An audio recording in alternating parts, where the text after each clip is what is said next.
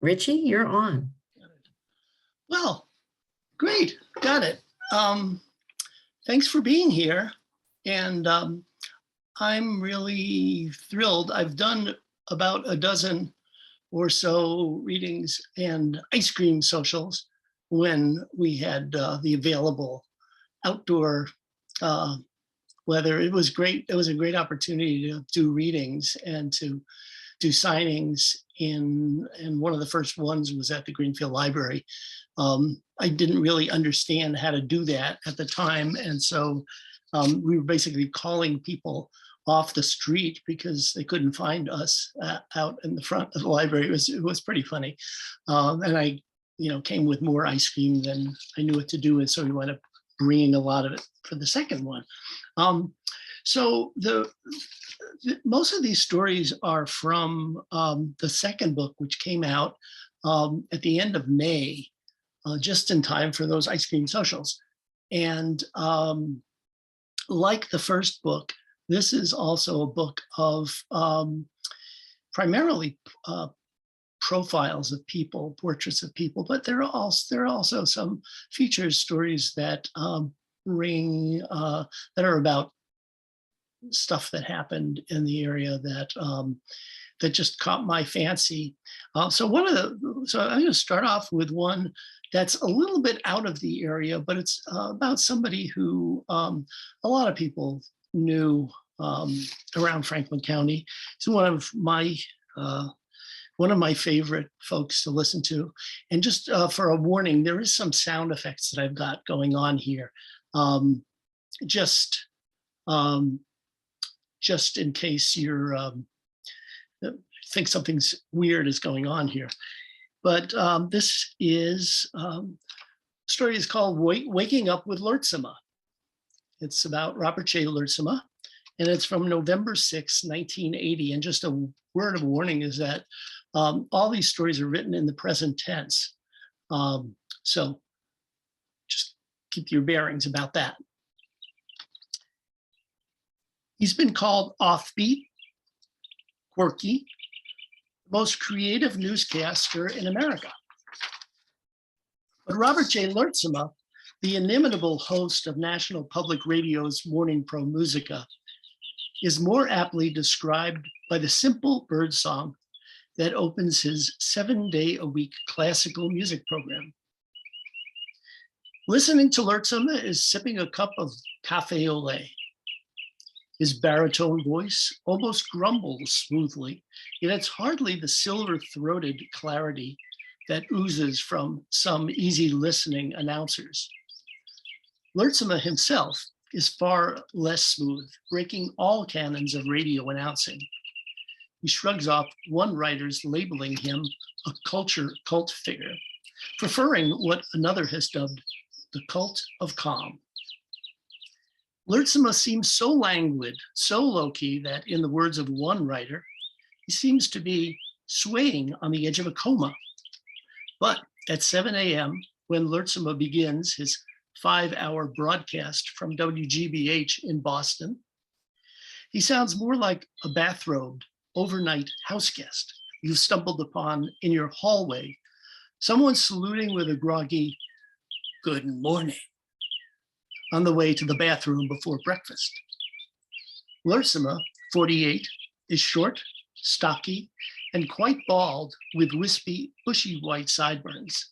A little ornery, a bit sarcastic, the soft-spoken announcer, the soft-spoken impresario of the classical airwaves perches on his orange swivel throne in cramped Studio 4, just south of the Charles River in Boston. Sporting black sandals with black socks, black pants, and a blue shirt, this day, the Sultan chain smokes and sips coffee from an oversized black pottery mug with fern imprints. But he's busy engineering his own program with recordings selected from the station's 35,000 volume record library and keeping logs of what he airs. Lertsema is dedicated to his music and his loyal listeners. And if management or media attention get in the way, he becomes a bit feisty. If I seem somewhat cynical, I am, he admits. He studies composition at New England Conservatory and wants to do more musical composition. He also paints, mostly dawnscapes. Dawn is something I've become intimately familiar with, he says. Every day there's that blank canvas on which to paint a 5-hour program. Some days there's a lot of wasted paint. Some days it's a masterpiece. The negative side is that radio is an ephemeral medium, he muses. The program goes on, it goes off. It's not like you know when you finish a painting that it's a good work. It has some merit. It has some lasting value. What does endure are the birds, which softly herald the program's opening each morning, chirping a few minutes alone, and then in the background as a prelude to the theme music that varies by day of the week, from Respighi's Ancient Airs and Dances to the Adagio from Bach's Concerto for 2 harpsichords, or Handel's Arrival of the Queen of Sheba. And then arrives that sonorous voice of Lurtzima himself with a somewhat groggy, "Good morning." Lurtzima had heard a chickadee as he was leaving for work one day and decided to open the program with the chirping. It grew day by day and has become a ritual for thousands of Lurtzimophiles. The culmination occurred last year when Lurtzima hung microphones in the trees during live broadcasts from Tanglewood Summer Music Festival. And it all came to roost recently in a young girl's question to the announcer, "How do you get the birds to stop?" asked the girl, who imagined a row of birds singing in what is Studio 4. "I have very obedient birds," he replied. Robert J. Lurtzima died in June of 2000. So that's the only story, I promise, that has a musical accompaniment, thanks to Robert J. And I had promised some folks that I was going to include a tribute to Irma Marie Jones, who, in addition to her ubiquity around Franklin County in writing her column and reporting for years at the Recorder, was also on the board of the Greenfield Public Library. She was also one of the incorporators of the Friends of the Greenfield Public Library. She worked at the Jones Library, which was, she told that joke a few times, in the children's room. And she would often talk about her years at the Greenfield, at the Buckland Library and the Jones Library, where she worked, as well as in classroom settings and on WHAI. So she was all over the place. And just about the time she started her column in 1979, which was about 3 years after I arrived, and Irma Marie was one of the very first people I met at the Recorder, and remained a friend right until very recently. So when she went on vacation, which she did every year to the Wellfleet Audubon Sanctuary with her family, we wondered what to do with her column. And we decided that each person would take a crack at doing what was at that point Irma Marie's column every day of the week, 5 days a week anyway. And so my column, what I decided to do was just plain Irma Marie. And this is from August 22nd, 1979. And it's not in the book, but I thought I needed to read it. Oh, and actually, what I have failed to do here is make way for a slide show here, which I should have done from the beginning. So can you all see the slides? Can you see slides? Uh-oh, can you hear me? They, Uh, here they come. We can hear you, and now they have come up. The slides have come up. Okay. Mhm. So we are seeing Goodwill. We are seeing your two books. Okay, so there are the two books, both of which you can get on my website, and there's a sale going on right now.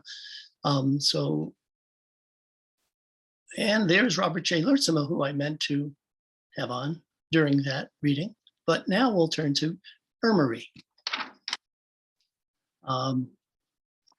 So Marie Jones. It's much harder to write about a friend than a stranger. More challenging is trying to capture in words the free spirit who writes and is just plain neighbors. Today, Marie Jones is relaxing, imagine, if you will, on Cape Cod, but she's no motel stomping tourist. Just a camper at the Audubon Sanctuary in Wellfleet, where she's vacationed for the past 15 years or so. This year, Marie told everyone in the newsroom before she left on Friday, it would be a return to the old days with the Jones clan gathering their tents there together as they did in years past.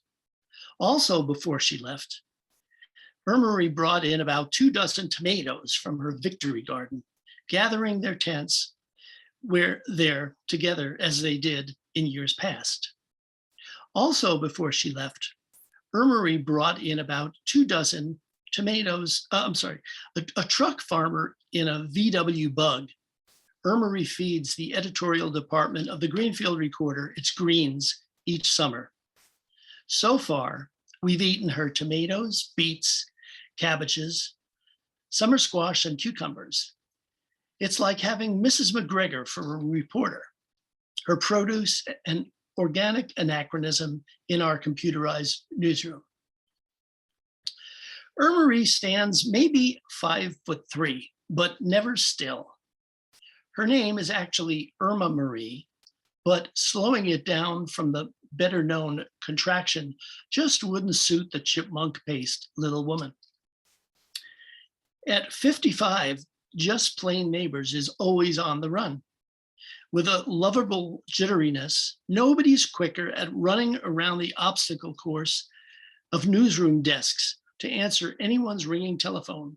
She gets ribbed about that, and for her blood-curdling responses to what we deadpans see as the nitty-gritty routine news of life.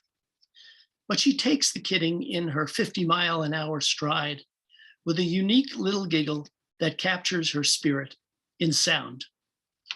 No one else could write Just Plain Neighbors because nobody but Marie could think of everyone around herself, friend or stranger, there are no foes, as neighbor.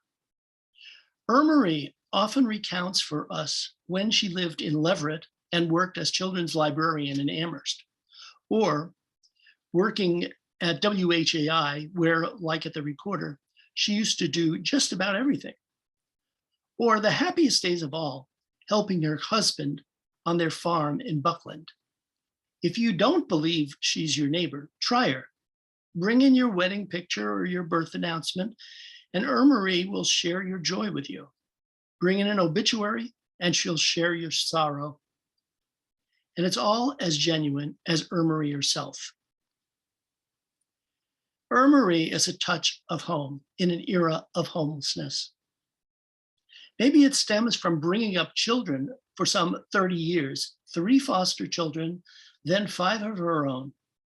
Marie is Magna Mater, the ultimate mother hen, She's not above asking her 17-year-old son, Peter, if he needs any new underwear, right in the middle of his visit to the newsroom, and not all that discreetly. Nor is she uneasy worrying about photo man Chuck Blake if he's not feeling quite right, or about a fellow reporter who's having troubles at home. Marie checks her dog's water dish to tell us after every storm how much it's rained. She remembers every telephone number in Franklin County, it seems, and she's at the scene of every question with an answer. A month ago, when everyone in the newsroom was having trouble remembering whether a relatively anonymous student had ever interned there, intrepid Marie piped in with a description of everything from his hair color to the style of his socks. About 2 months back, I was telling a fellow reporter the kinds of reference questions that librarians get. My hypothetical example was of a man asking about a green worm with yellow stripes that was eating his tomato plants. I had made up the bug, but Marie overheard the conversation and came running out of her lair. Oh, those are cucumber beetles, to get rid of them. As an outgrowth of her maternal instinct, Marie is as practical as a shaker. She's constantly pulling papers out of the waste baskets and putting them into the recycling bins she's set up for us. And she never yells at us for forgetting. She just reminds us to recycle. Marie even saves the brown paper wrappers that come into the newsroom around copies of the Athol Daily News. She reuses them as lunch bags. Marie is always there, faster than anyone half her age. She scribbles down in her calendar book after casual conversations the way an eager reporter does in a notebook. Then, without fail, there's a birthday card or an anniversary card in the mailbox with Marie signed at the bottom. In a business where the clean and dirty laundry gets washed together, Marie sees the good in everything. That's because Marie loves people and she loves life. She's a giant of a little woman. So I'm going to take a little break there and ask if folks have any questions so far or any comments. I mean, we could go on about Marie forever, but let's take just a few minutes to do some questions. And if you raise your hand, I think I can see you all, and that will work. Russ? Yeah, Richie, the second and third photographs of Marie, the one with her with the pipe, she didn't really smoke a pipe. Well, she was doing an impersonation of Denny Wilkins. We had prompted her to do that. And, Okay. Denny, And the photograph after that of her smiling and waving at this desk outdoors. right. So Where was that? That was in the Franklin County Fair Parade. The Recorder had a float that year, and she was on the float. Okay. Bernie Magara was also on the float. He was he worked. He used to work in the press room. So he was there with a printing press on one side of the float, dressed up in some kind of old time garb. Yeah. And Marie was on the phone, and she was actually, the interesting thing about that, she was actually writing her column from the float. Other than that photograph of her and her husband and the kids, that photograph of her on the float, I think that's the youngest image I've seen. Yeah. Her. Yeah. Thanks. Yeah. Yeah, I just want to thank you because I haven't seen Marie in a long time. And so that was really delightful. Thank you. Yeah. Yeah, I was fortunate enough to visit her regularly until COVID hit. And she was, the way she went was the way I would like to go. She stayed in her own home right until the end, and was cared for at home, and had the birds out her window, and it's perfect. Yeah. Sweet. So I'm gonna move on, and I've got a couple more stories for you, 3 to be exact.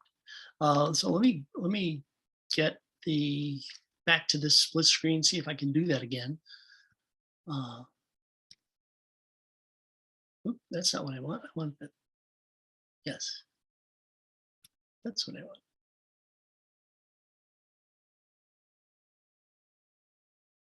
Okay.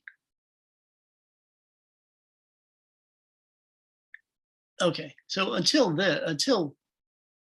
this, I hadn't been using PowerPoint, so I'm challenged on this front. So the next story is about Wait Still Sharp. How many of you know who Wait Still Sharp was? Just a show of hands. So yeah, so Wait Still Sharp was the minister of the Unitarian Church a few years after I arrived, and he was one of the guest ministers. We had guest ministers for a couple of years, and but he was living on High Street, and I knew nothing about his background until I happened to read a story in the Boston Globe about him long after his death. And so why isn't this slide moving on? Well, let's do it this way. So this is a story it's called The Sharps' War. It's about Wait Still and his wife. And the story was from April of 2013. And then I did a second story in 2016. And then I basically combined the stories into one. So the heroic story of a former Greenfield minister and his wife who traveled in 1939 to rescue hundreds of refugees from Czechoslovakia and France on the brink of war reads like a spy novel. It's the subject of a new Ken Burns documentary. Defying the Nazis, The Sharps' War features Tom Hanks, or the voice of Tom Hanks, and Marina Goldman of Montague as the voices of Wait Still and Martha Sharp, who undertook their heroic mission defying the Nazis decades before he moved to Greenfield with his second wife. The Sharps were honored by Yad Vashem, Israel's Holocaust Memorial, as members of its Righteous of the Nations in 2005 and 2006. Wait Still Sharp, a 37-year-old minister at the Wellesley Hills Unitarian Society, and his 33-year-old wife, Martha, a social worker who'd worked at Chicago's Hull House, were involved in social and political issues at the church when they received a phone call in January 1939 from the head of the American Unitarian Association. He asked them to travel to Czechoslovakia to lead an emergency relief mission. Leaving their 2 young children safely behind in Wellesley, the Sharps arrived in Prague the following month. It was just a few years before Germany, which had annexed part of Czechoslovakia in 1938, took control of the capital and the rest of the country. The Sharps interviewed more than 3,500 endangered Jews and Gentiles. Over the next 7 months, Sharp also organized an underground escape path for the refugees' money to various English, French, and Swiss banks that would aid the Jewish intellectuals, writers, political dissidents, and union organizers. The couple helped individuals and families by giving them money to help them survive in countries where they had to work, where they had no work, no family, and few assets. The Sharps also helped refugees escape Czechoslovakia by connecting them with employers and sponsors abroad.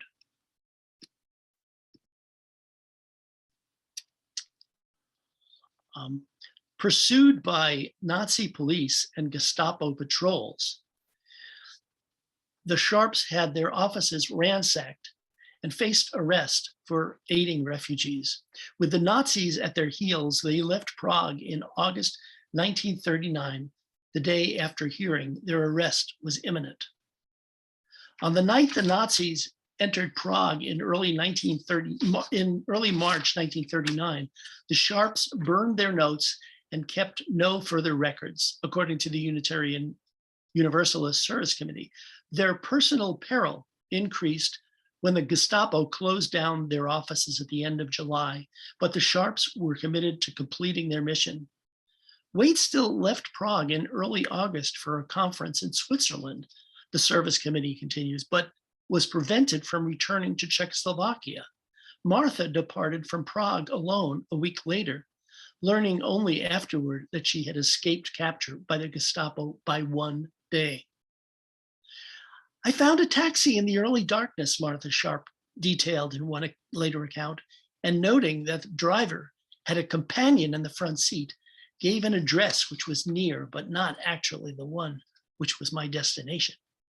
The extra cargo tried to engage me in conversation, but I parried his questions. Arriving at the place, I hastily paid the driver and walked around the corner, hiding in the first doorway to watch and see whether I was being followed. The companion came around the corner, looked up the street, down an alley or two, and then walked along the street, she wrote. The driver honked. My heart raced as I realized that my follower must be a Gestapo agent. I flattened myself against the entrance, and in the darkness, he walked right by and then headed back toward the cab. After briefly returning to Wellesley, the couple accepted a mission from the newly formed Unitarian Service Committee to return to war-torn Europe in June 1940. They spent most of 1940 working in Vichy-controlled France, where Martha organized delivery of 13 tons of milk products to feed starving infants and arranged for transport of 29 European children to this country. Together, the couple helped hundreds of intellectuals, Jews, and other at-risk populations flee. The Sharps' work was divided, as it would be for the following 6 years, between relief and emigration assistance, according to the service committee. Much of their activity involved individual cases, but on one occasion, Martha escorted 35 refugees to England, and on another, arranged for a group of children to leave in cooperation with the organization British Kinder Action. It was the greatest episode of my life, Sharp told Marie Jones of that wartime era in a 1976 interview in Greenfield, where he moved in 1972 after serving parishes in Iowa, Michigan, and then Petersham. I had a ringside seat to history. By then, Sharp had divorced Martha and remarried. The story of the Sharps reads like a spy novel, but it's all true, writes Ken Burns in his foreword to the 225-page book by by their grandson, Artemis Joukowsky III. It explores that rare level of character, selfless sacrifice for the greater good that we have always admired and celebrated in this country. The Sharps saw there was a job to be done and quite simply did it. Unitarians in Greenfield never heard the story of this earlier adventure, according to Ann Howard, whose husband Steve had been minister where Sharp led occasional services. He was never famous when he was with us, she says. It was in the background. One Greenfield churchgoer, Joan Benyon, recalls the minister's humble quality, reading bedtime stories to her children when he was at her home for dinner, and revealing another side when the Greenfield Fire Department responded to a chimney fire during a Christmas Eve party at their house. Well, he thought that was wonderful. And afterward he asked, could I get a ride on your truck? He was like a little boy. It was a riot that this very worldly, intelligent man still had that side of him. Wade Still Sharp died in 1984, and Martha Sharp died 15 years later. Even Joukowsky didn't learn about it until, as a high school freshman assigned to write a social studies paper on moral courage, was advised by his mother that her parents had a story to tell. This is our watershed moment, says Joukowsky. It's unbelievable how relevant it is today. I think PBS has chosen this film to show very specifically to make a statement about humanizing the face of refugees and saying every one of them is a human being. Everyone deserves everything that we believe in this country. Erwin Staub, a UMass emeritus psychology professor who authored The Roots of Goodness and Resistance to Evil, says the Sharp story represents great moral courage, but in addition, great determination and the willingness to make very substantial sacrifices, for example, by leaving their children behind.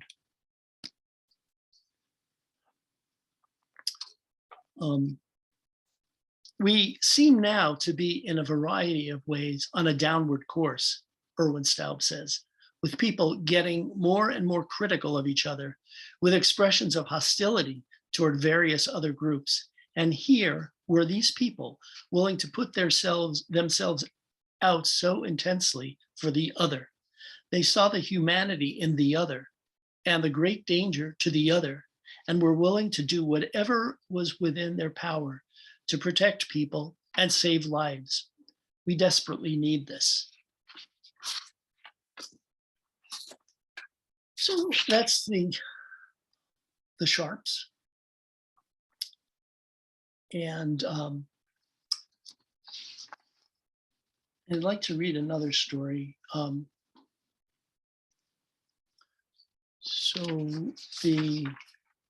Trying to keep straight which stories are in which book here.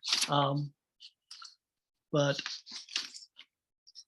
the next story is about a documentary filmmaker, Ron Fulton from Berniston, whose film I always like to tell people that have who really are interested in this area, that if you want to really understand this area, this region, you really with the roots of this region, you need to watch Root Hog or Die, the documentary. And that film and film about Quab and Swift River Valley, the documentary, are like two seminal documentaries about this region that just so wonderful. So this is about Ron Fulton's Root Hog or Die, a story from 2012. And since the film was done, Ron, after I did a second story about it, he decided to remaster the film. So I will Oh, I know what I'm doing here. There we are. Root hug or die.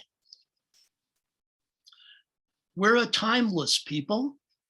We don't try to do things by 8 to 5, says the voice of farmer Charlie Culver of Ashfield, as his son drives a team of workhorses plowing uphill for what seems like forever. We do it as we go along. We pay no attention to the time, the clock. We just do what's got to be done, and it's got to be done when it's got to be done. And our work's not that objectionable to us. We don't ever stop. To say there's a timeless quality to the images and the voices in Ron Fulton's black and white hour-long documentary, Root Hog or Die, is to belabor the obvious. Yet so much has changed in Franklin County over the 40 years since the Bernardston filmmaker made the film that it's worth viewing with fresh eyes, especially since there's a keen reawakening of interest in protecting what remains of farming and rural values today. Locavores, sustainability, and green living were foreign words to old timers like Herman Severance of Greenfield and Herman Streeter of Bernardston, two of the many farmers around Franklin County and neighboring Windham County, Vermont, interviewed by Ron Fulton in 1975. That was soon after Fulton and his wife had arrived from Brooklyn after growing up in a southern Connecticut town comparable 20 years earlier in size and life rhythms to his adopted community. Arriving here at 26 in 1972, Fulton found a town that had as many people as his hometown, Newtown, Connecticut, had in 1952. There were still the farmers, still the dairies, still the connection to that way of life that I'd grown up with and really loved being around, he recalls. The focus was on the kind of small, traditional hill farms that had dotted towns like Ashfield, Coleraine, and Leiden for generations, not the giant industrialized flatland Connecticut River farms in the valley. We were interested in capturing a sense of what these people were like and what they had to say, says Fulton, who Searchlight Films, based in his home overlooking Butch Grover's hayfields, has more than 35 documentary productions to his credit. They said, these people are very laconic. They're going to say 2 words and walk off and do their chores. And one of them will be a loop, and one of them will be nope. Without even calling ahead, Fulton drove to see the farmers on a list he'd put together. I realized after the first 2 or 3 that the worst thing I could do was leave the camera in the car, recalls Fulton, because they would inevitably say something fantastic, which they'd never say again, at least not in the same way. So after the first 3 or 4 encounters, we just learned to get out with the camera rolling and say hi. The result of a year or so of these visits is a portrait of rural Americana, as dramatic and evocative as anything by painters Thomas Hart Benton or Grant Wood. But this black and white depiction of agrarian Franklin County circa 1975 is punctuated by the sounds of down-to-earth Yankees describing just as plain as horse droppings and axe chopping the day in, day out realities of their hardscrabble life. Far from being laconic, once the people we met realized we were seriously interested in listening, we couldn't stop them, remembers Fulton. It's like you opened a valve and the stuff kept pouring out, like they'd been waiting their whole lives to tell somebody. Before I was 21, a white-haired Linwood LeSure of Asheville's Watson section tells the camera, I went to an auction with $175 I'd saved up, and they sold the farm of about 140 acres with a house and a barn. It sold for $3,800. $150 and I got it. I borrowed the money and paid for the farm.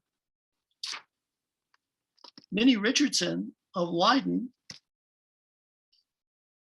nearly 80, says, "That's one thing. You can't starve on a farm if you got any guts at all. In the summertime, we'd itemize the things on the table in front of us that we'd have to purchase from the store." And Fred Call, after filling a yacht-sized sedan with 41.9 cent gasoline at Carl's garage in Coleraine, tells a customer how a nickel change isn't still enough to buy a candy bar, which is smaller than it used to be and double the price. "I don't know where it's going to end," he says. Then he recalls old-timer Newton Carpenter telling him about when 40 active farms lining the road where only 3 remained, and now none are being used. There's just summer people. The film, using available light in 16mm reversal to maximize image quality, has long extended shots of tending open landscapes that convey the unhurried lifestyle and laborious days of tilling, plowing, harvesting, logging, and sugaring. Its title, Root Hog or Die, is a pre-Civil War saying denoting independence and comes from a line spoken by Lewis Black of Leiden near the film's opening, which shows a still image of an old horse-drawn plow. "We raised our own pork, beef, potatoes," he says in a close-up of his weathered face. "There was no welfare business then. It was either root hog or die. You had to work for a living. You couldn't ask the town for any help. You wouldn't get it." As a young filmmaker who'd cut his teeth on documenting communal life in rural India, Ron Fulton wanted these conversations about family, community, work, and neighborliness to reflect an entire way of life that almost seems rooted in the rocky soil. From Francis Barnard in Shelburne and Stephen Stoll in Shelburne to Louise Taylor in Bernardston and Fred Lincoln in Warwick, each of them has their own special personality and style and accent and perspective, remembers Fulton, who intentionally sought out farmers who never stopped using horse-drawn equipment. "We thought it would be more authentic looking or more traditional." Fulton calls the finished film a portrait of a way of life as presented by people who were toward the end of their own lives, but was also toward the end of an entire movement. Although they had survived in some cases for generations, these family businesses, dependent on everyone pitching in for long days of hard labor that they not only took in stride, but savored as part of the rhythm of life, were strained and gave way as rising costs and competing economic realities became unbearable. Gradually, many were forced to work off their small farms just to make ends meet. But they always kept chickens, a couple hogs, 4 or 5 cows as part of the whole sense of what's real. Sid Gaines of Guilford, Vermont recalls, "In 1910, even with town taxes and all, I could get by on $200 or $300 a year. I could go to the next door neighbor and say, 'Can you help me tomorrow?' And I'd be sure he'd be there with without money changing hands." But one farm with more than 100 cows now exists where 8 families once lived with maybe 14 cows. Otherwise, the land has given way to people who have a house and commute to work in town.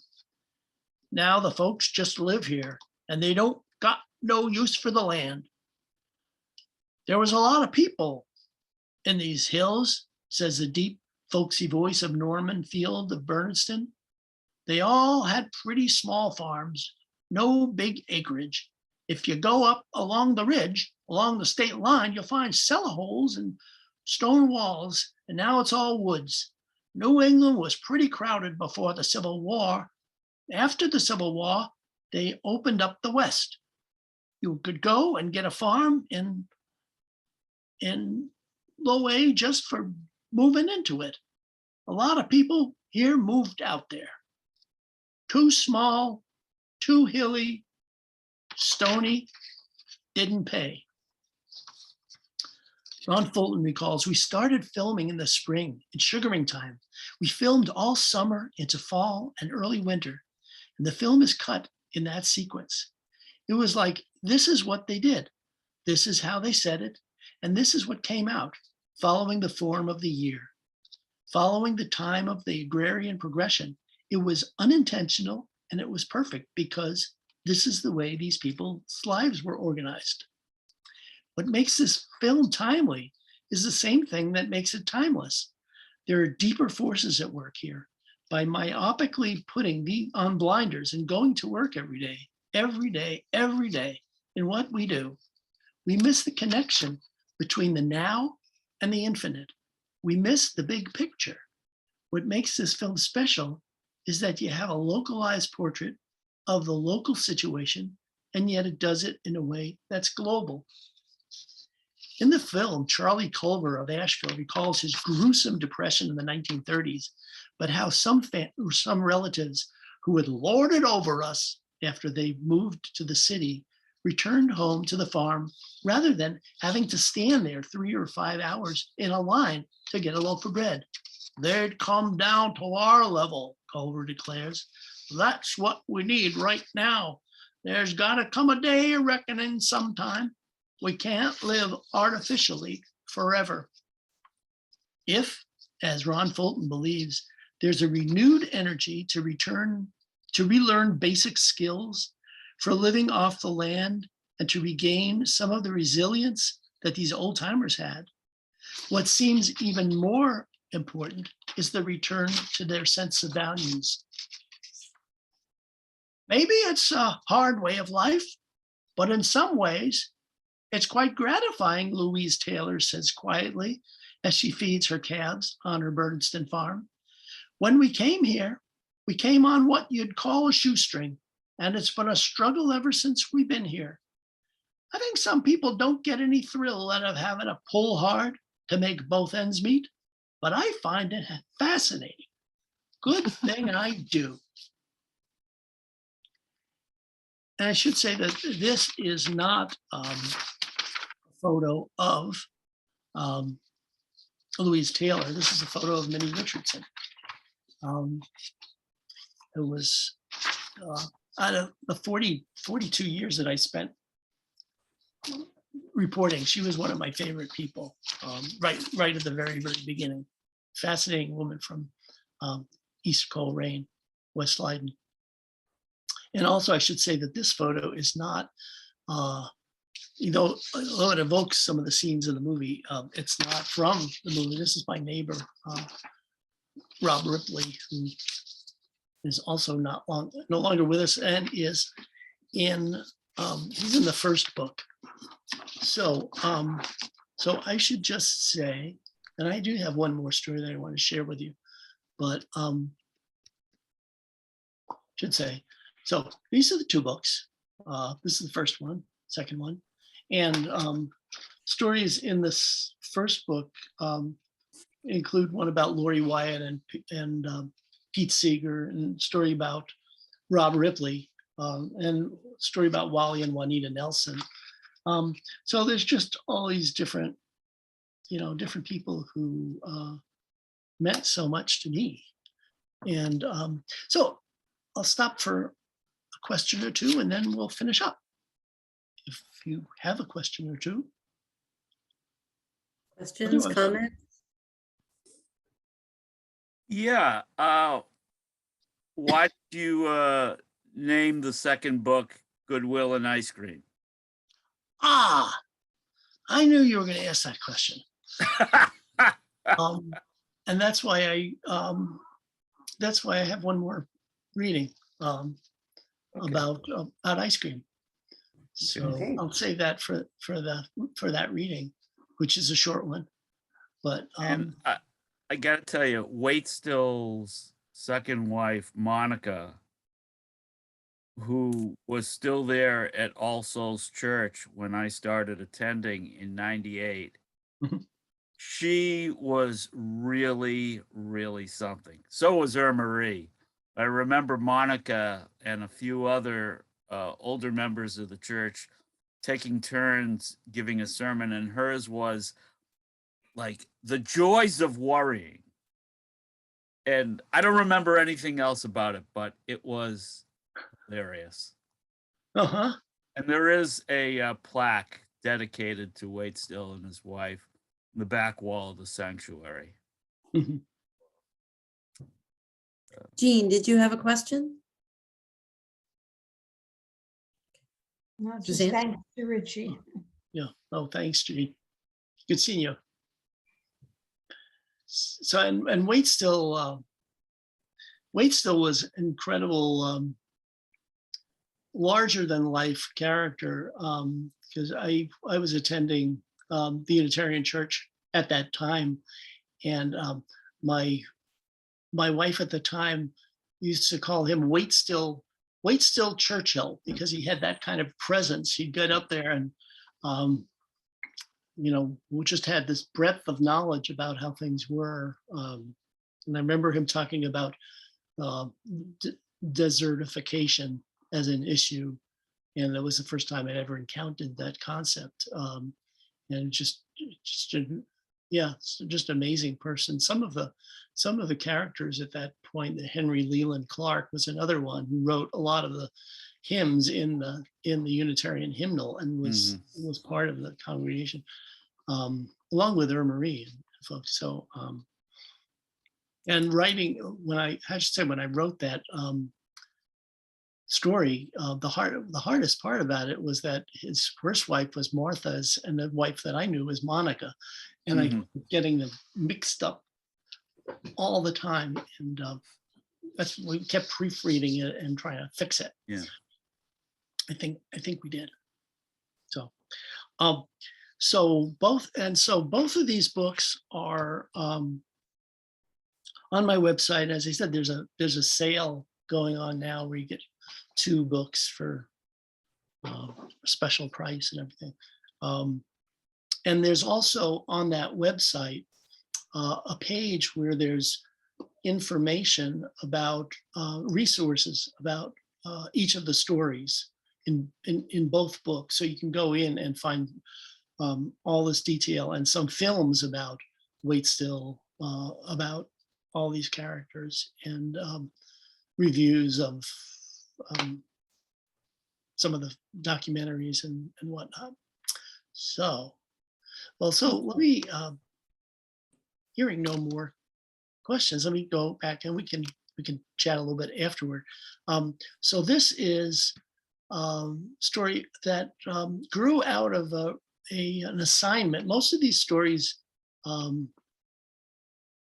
came out of the top of my head, really. And but this story, next story, is one that if I can find my, there we are. Okay. So the next story was one that I was asked to write about ice cream. So this is what I came up with, and I came up with it. I decided that if I was going to write about every ice cream place in Franklin County, and which ones were best, supposedly, then I would bring a friend along with me. And so I picked a 13-year-old friend of mine. This is not him. He lives up the hill from him. That's not him either. There he is. Ethan Schweitzer Gaslin. And Ethan, I should say, is now a ballet dancer not a belly dancer, a ballet dancer in Idaho. It's with Ballet Idaho, and he is in his 20s, and I was really glad that he attended the reading that I did in at the Ashfield Library this summer. So here goes. And this is a tour de creme from July of 2007. When my editor assigned me to find the best ice cream in all of Franklin County, I was sure I died and gone to heaven. Given my heart condition, that could just happen. Maybe I need to double my Lipitor regimen, just in case. Besides, best sometimes is a matter of what's handy and what you're up for. For help, I enlisted Ethan Schweitzer Gaslin, a 13-year-old buddy I'd known since he was a gleam in his mother's eye, who would surely delight in spending his first week of summer vacation as my young ice cream man. So we fasten our seatbelts and loosen our belts for the Tour de Creme, a 2-day exploration of 15 local parlors extraordinaire. And before you can say hot fudge, we head off to the Shady Glen, where we choose chocolate chip from a half dozen flavors of Snow's ice cream, the first of many stops where we find the hard Greenfield-made brand and its upscale premium sister, Bart's. Chocolate chip is a favorite of mine, so I await my sidekick's in-depth verdict. This is a very grainy ice cream, comes Ethan's critique after he swirls a mouthful around that golden tongue like vintage Merlot. At the same time, I feel like every individual grain in this ice cream is like an exploding pocket of flavor that just bursts in your mouth. It changes from second to second, or probably doesn't, but it seems to. Yikes. I want this young maven to tell it like it is, and I think he's channeling Ben and Jerry. The dynamic duo crosses the mighty Connecticut River for the Wagon Wheel Drive-In restaurant on Route 2 in Gill. There, we select a dish of lemon sorbet from a list of Bart's homemade flavors. It's hard to taste much but the lemon, Ethan tells me, but you can certainly taste that very strongly, and I think it's a very good thing. I imagine it would be very refreshing on a scorching day or when it's humid out.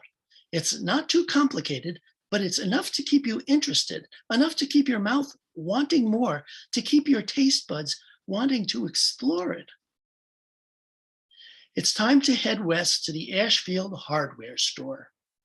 There, amid the hammers and nails, light bulbs and pails, Ashfielders in the know get their ice cream scooped. Co-owner Laura Bassett holds a scoop as she stands by a cooler with a few flavors of Snow's ice cream and a sign that says, "In ice cream, we trust." It also announces that cones are just $1 or 50 cents for kids' sizes. If children bring in 2 golf balls from the course across the street, they get a free cone. We wanted the spirit of goodwill and ice cream to prevail.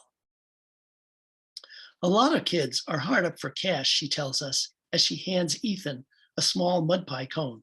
We think it's important they be able to find an affordable treat. On our way out of the store, Bassett shows us a posted photo of Happy Kids, the annual visit to the store by Ashfield preschoolers learning about commerce and industry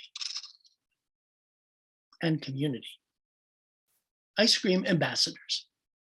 Ethan observes, it's comforting to know that there still is some place where ice cream still costs 50 cents, so kids can come in and can have an affordable treat, and that kids can feel really special about getting ice cream.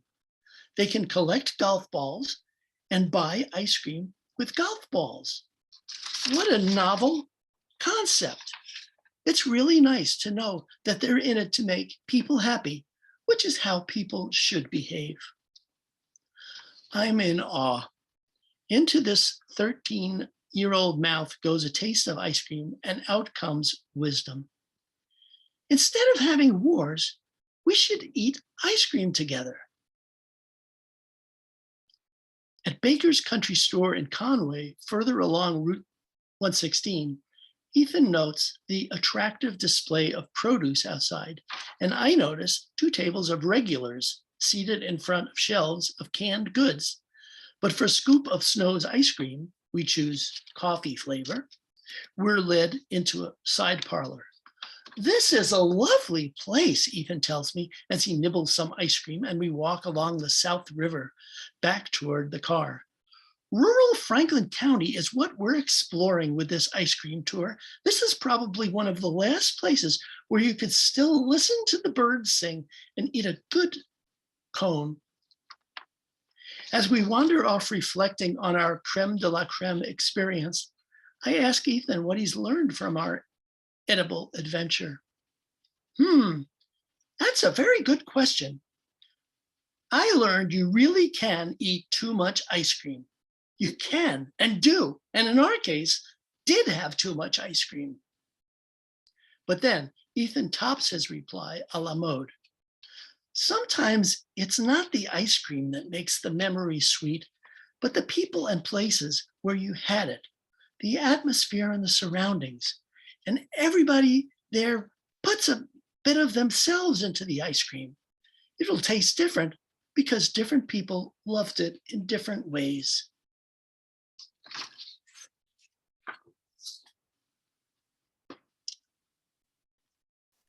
As I explained, I couldn't have said it better. Couldn't have topped Ethan, and what a great choice of someone to join me. Yeah.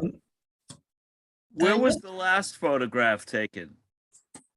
That's before that. That's Yeah.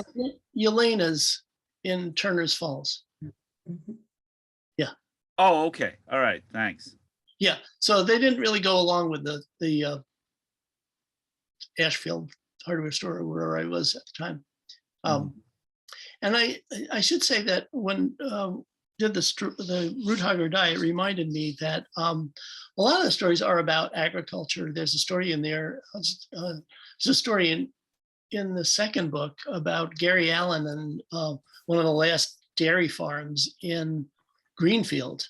And so what I did for that story is I said, I want to wake up, at 3 a.m, drive out to see Gary Allen on the farm and spend the entire day with him right until he has dinner. And so that's what we did. And in the first book that I did is I visited with the 2 farms that are, one a dairy farm and one a sheep farm in Berniston and Gil Dupre brothers. And of course there's Clarkdale here. And so, yeah. So one of the big things that I try to do in these books is really convey the community. And David, the book is dedicated to David Kaner, who died just as the book was coming out. And David was, again, one of my heroes and really bringing community together. And it was just important for me. And I think this is kind of why I look back on my career as being really fulfilling, because it was about community and about bringing people together around people. We need heroes, and whoever they are, doesn't matter, but they're right in our midst. And some of them are, larger than life, and it just goes on. So I'm really happy that I was able to do what I did for as long as I did, and to cap it off with a couple of books. So I wonder if you Thank have you. any questions, Anyone have any questions, comments? comments, or yeah, Cindy. Or no, somebody else go ahead. Cindy, you need to turn your mic off. Turn your mic on.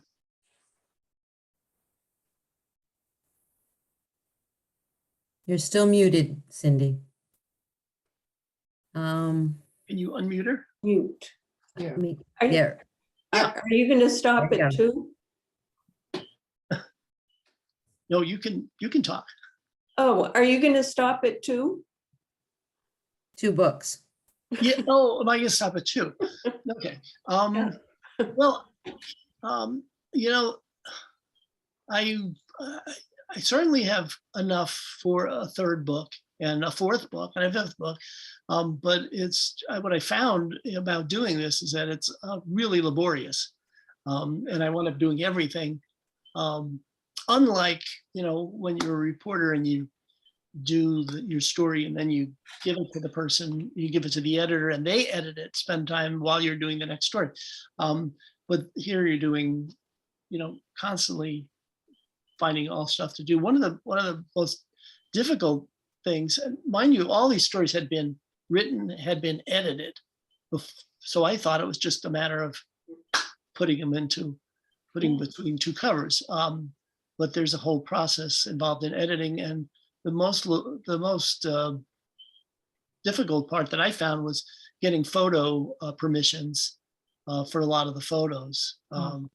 Like that Robert J. Lurtzema photo in the book,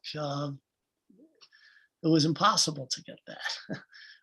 But fortunately I found that now I find when I when I Google Robert J. Lurtzema, of all the photos that they have of him, my photo, the one that I took when he was at the studio, is the one that's in the, that comes up at the top because he didn't like having his photo done.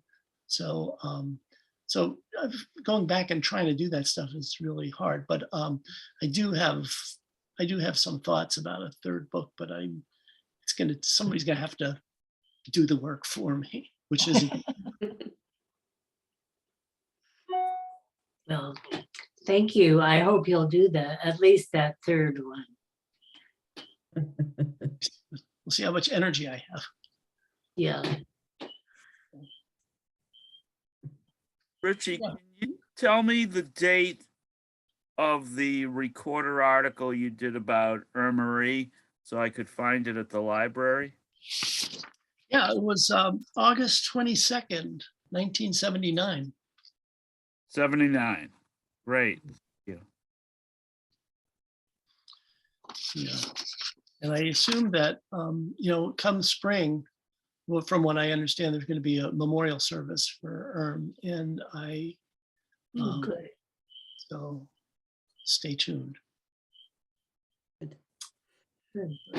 So I just want to thank you again, Richie, because I love hearing stories of other people's lives. And I think every time you learn the story of somebody's life, you realize they're just so rich. There's so much there. And most people think they have nothing, unusual to share, but everybody's unique. And the ones who go way out of their way, like going to Europe during the Holocaust time to help people in desperate need and leave your children behind, that's just incredible gift. And so just every story, the farmers, the ice cream kid, he was great. He was just great. Understanding the important part about it is the people. And so keep on writing, Andy, Richie, and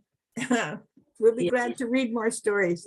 Yeah, I think the take home message for me is that is about the value of having the recorder, the value of having what I have always thought of as the glue that holds Franklin County together, and for a long and it's a bit of an overreach because there are. I always felt like the Franklin County Planning Board, if you've ever gone to one of their meetings, they really you get the whole county right there. And when I covered, Franklin County government for years and years. And when you had a Franklin County commissioners and you had Franklin County and now the COG, and you have a Franklin County Planning Board, you really realize what a rich, tremendously rich place we live in. There's all kinds of the diversity in the community. Different kind. Every town is different, and by having the recorder there every day, telling you the stories beyond the immediate news stories, the stories of who's out there and what are they doing and what's the history and how does it inform us today and who we are as a community, and really strengthens our experience.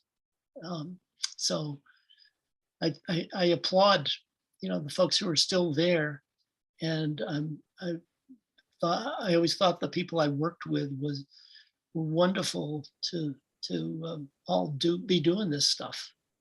Yes. Mhm. Amen. And we thank you for being part of it. Because you brought such wonderful parts of Franklin County to life for us. Thanks a lot. Yes, So, thank you. Keep it up. great. So go to my website, richiedavis.net, and you can find out more about the stories in the books and the backstories on a lot of them. And Wonderful. great. Yes. And thanks for having me, Yes. for showing up. About time for us to wrap up. Does anyone else like to say a parting word? No? Okay, well, thank you all for coming. Remember, you can go to richiedavis.net to find more, so you can purchase his books, you can find out more information about his blog and what he's doing next. I want to thank the Friends of the Greenfield Public Library for sponsoring this program. They're the reason we get to do these lovely things and get to see people like Richie. And I hope you all have a good night. Stay warm. I do have Yes. one more thing that I forgot to mention, Okay, which is that, of course. and I'm sure you don't want to hear any more from me, but tomorrow night, if you know people who aren't here, who might be interested, I'm going to be doing a reading like this through Temple Israel. Temple Israel, right. So you can kind of check their website and find out more about that, or contact me and I can let you know how it's going on. Oh, I'm sorry. It's not tomorrow night, it's Saturday night. Saturday. That makes sense. That makes more sense. Yeah, Saturday night. And That's- if they can't make that, then, have them check our website and our Facebook page. I'd say the middle of next week, we will have this recording posted for the next month or so that you can watch it. Okay? Thanks for Then being I'll see here. how your rooms look. Thanks, Pamela. Yeah, thanks, Pamela. Thank Bye, you so everyone. much. Everyone, have a great night. Thank you. Have a Stay good warm. night. Thanks for sharing, Rich. Great. Bye. So much. Hey, thank you.